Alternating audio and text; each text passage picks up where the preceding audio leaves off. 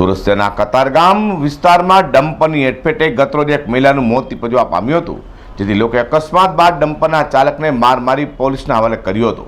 જેથી અકસ્માત સર્જનાર ડમ્પરના ચાલકના બચાવમાં પાલિકાના 9 સંયુક્ત યુનિયન તરફથી કાર્યક્રમનું એલાન કરવામાં આવ્યું હતું, જેમાં કર્મચારીઓ વાહનો થંભાવી દઈ દેખાવ યોજ્યા છે।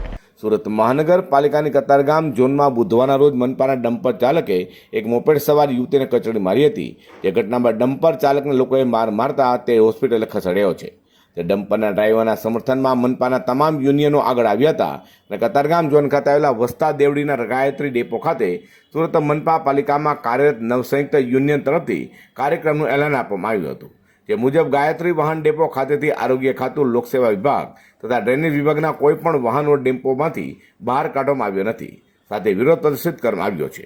યુનિયન વતી મોહમ્મદ ઇકબાલ શેખે કહ્યું કે કિરણ હોસ્પિટલ પાસે જે બનાવ બન્યો અકસ્માતનો, તેમાં પાલિકાના ડ્રાઈવરને ખૂબ જ માર મારવામાં આવ્યો હતો, જે બાબતે જવાબદારો સામે પગલાં લેવામાં તેમજ સુરત મહાનગરપાલિકાના કર્મચારીઓને રક્ષણ આપવાની માંગ સાથે દેખાવ યોજ્યા છે।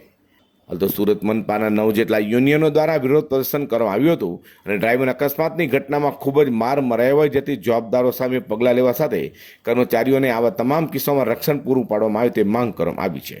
અઝર કુરેશી સાથે હર્ષદ સેઠા।